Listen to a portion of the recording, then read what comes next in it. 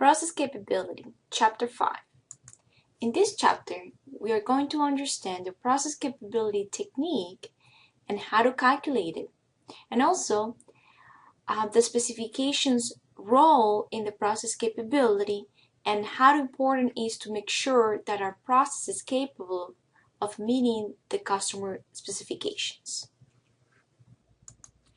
So the process capability, it is a predictable pattern of statistical stable behavior where the common causes of variations are compared to the engineering specifications. Remember, a capable process is a process whose spreads on the bell-shaped curve is narrower than the tolerance range. So the process capability is a range over which the natural variation of a process occurs and is determined by the system of common causes of variation. Process capability is also measured by the proportion of output that can be produced within design specifications.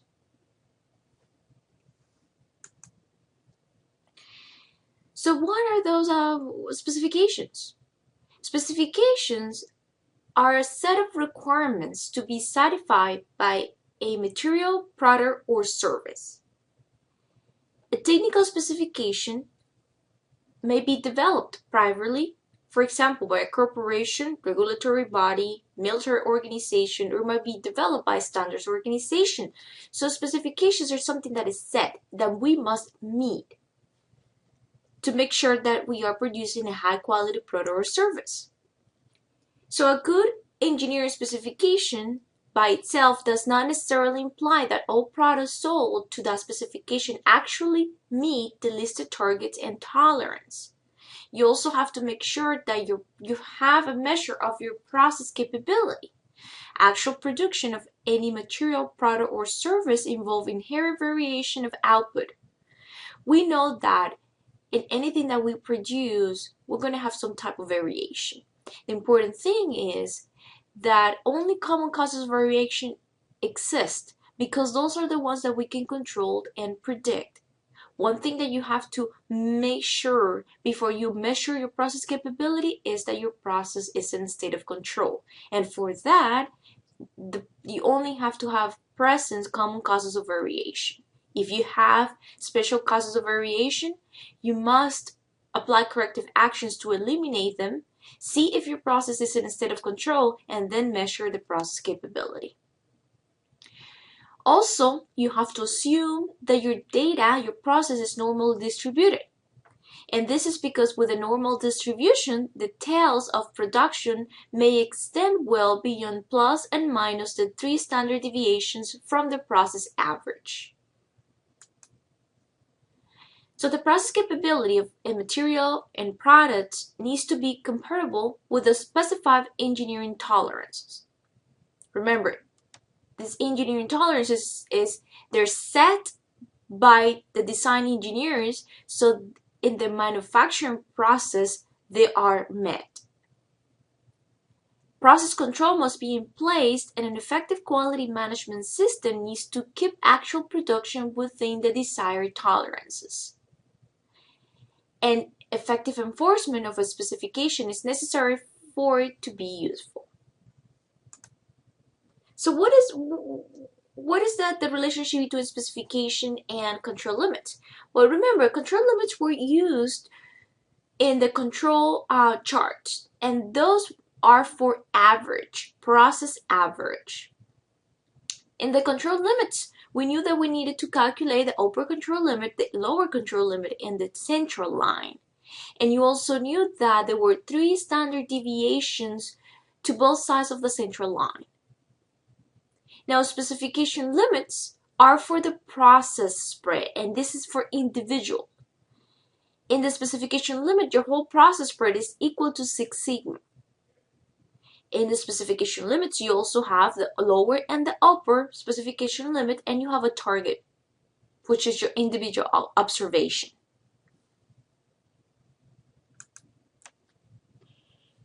So when you are working on process capability, It is often necessary to compare the process variation with the engineering or specification tolerance to judge if the process is capable or if the process is good to produce what it's supposed to produce. Now, process capability analysis takes care of this issue.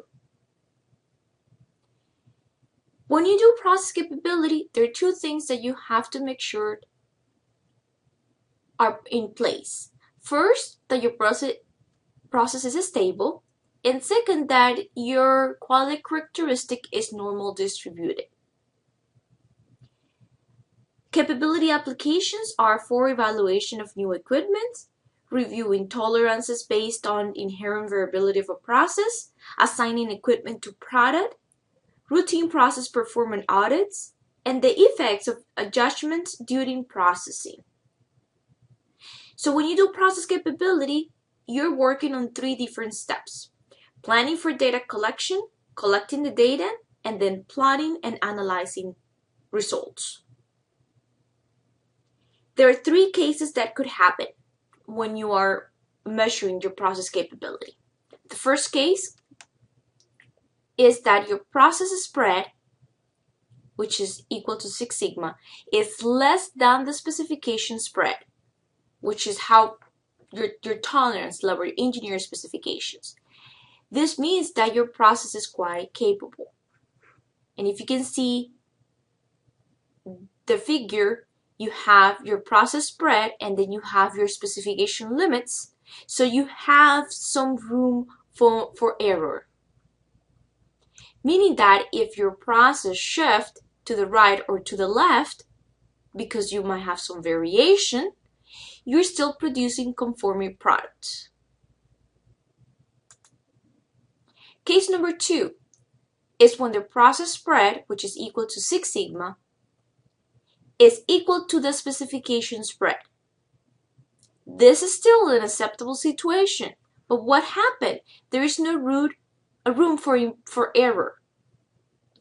What does this mean? If your process shifts because your variation may increase, there will be non-conforming products.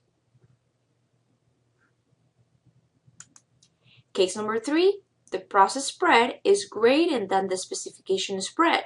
What does this mean? That you are producing non-conforming product, so your process is not capable. So what happens if your process is not capable? You must apply corrective actions. You can either increase the specification limits if possible, and for this you have to get the okay with from the customers. You have to contact the customer to see if the specification may be relaxed or modified. You can measure to reduce the process spread, so that means redesign. You can shift your process average to balance proportion of scrap and rework, and this should be short term. And you can do nothing. And if you do nothing, you know that if the process limits fall well within the specification limits, no action may be required. But for this, you have to do 100% inspections to make sure that you are not giving to the customer's products that are non-conforming.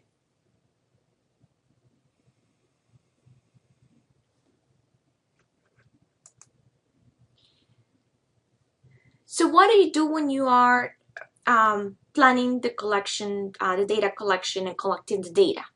You have to make sure that you take about 25 subgroups of size 4, and that's for a total of 100 measurements. This is what is recommended. Then, remember how we did the control chart, like the X bar and R chart? You can use the R, the range, or the S, the standard deviation, to calculate your process capability. So if you're using the range, you calculate the range for each subgroup, then you calculate the average range, and then you calculate the population standard deviation. And make that equal to 6 sigma and find the process capability. If you're going to use the standard deviation, you will calculate the sample standard deviation for each subgroup, then calculate the average sample standard deviation, and then you calculate the population standard deviation, and you make that equal to 6 sigma to calculate the process capability. When we work with process capability, we're working with indices. Okay, those are the ones that are going to indicate if the value, if your process is capable or not. So the first index is the CP index, and this relates the process spread to specification spread. And this is equal to the upper specification limit minus the lower specification limit divided by 6 sigma. If this CP is equal to 1.3, is when your case number 1. Anything that is greater than 1 will indicate that your process is capable. Case number 2, if the CP is equal to 1, that will be that yes, your process is still capable, but there is no room for error. Now, if your CP is less than 1, that will indicate that your process is not capable. You also can find the upper capability index, and this accounts for locations of process mean. And the formula is the CPU is equal to the upper specification limit minus the mean divided by 3 sigma. And you want the CPU to be greater than 1, so your process capable. The lower capability index is the CPL, and this is equal to the mean minus the lower specification limit divided by 3 sigma. And you also want the CPL to be greater than 1. Another process capability index is the Cpk. And the Cpk is the minimum of the upper specification limit minus that process mean divided by 3 sigma, or the process mean minus the lower specification limit divided by 3 sigma. Make sure that before you do this, you have to assume that your process is under control and is normally distributed.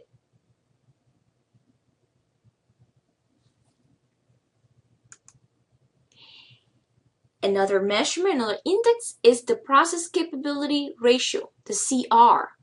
And this is equal to 6 sigma divided by the upper specification minus the lower specification limit. The difference between the CR and the Cpk is, you see, between the two measurements is a change in the numerator and the denominator, but it's used for the same purpose. Now the interpretation is different. If you have a capability ratio of 0.75, it means that your process is good because you want small values for the CR.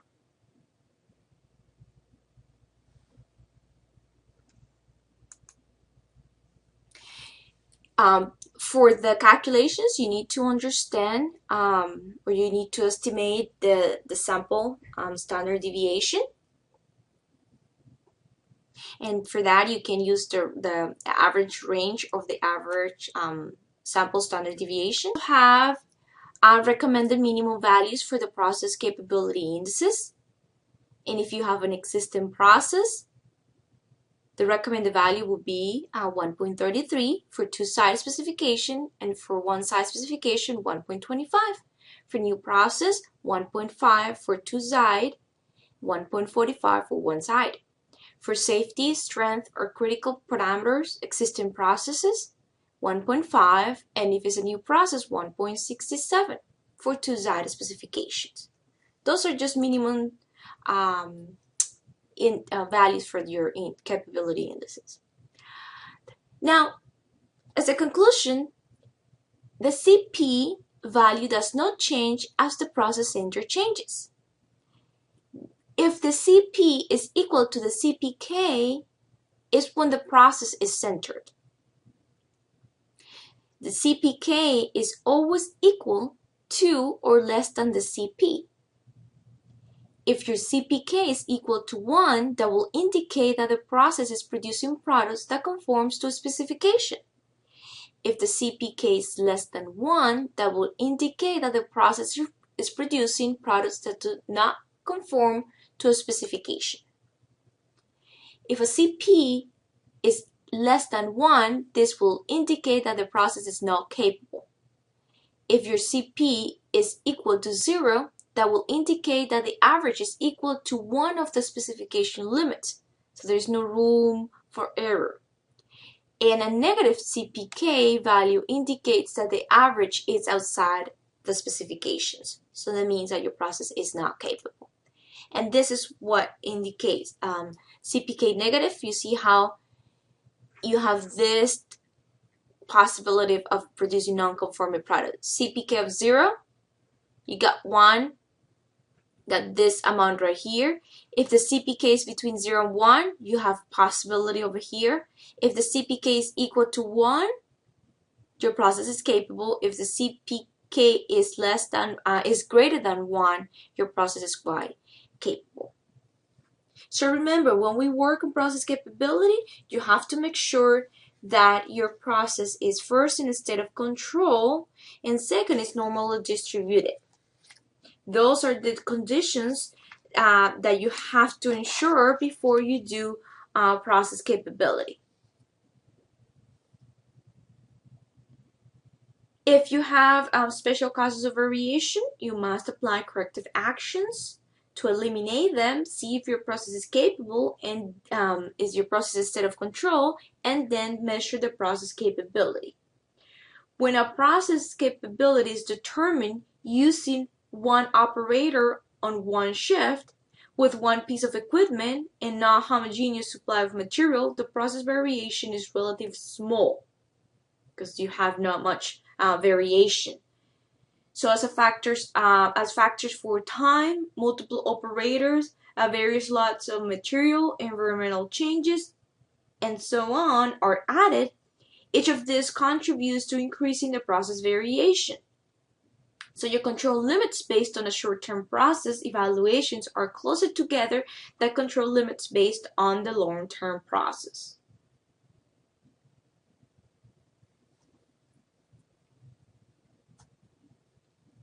So this is all for process capability. Chapter 5.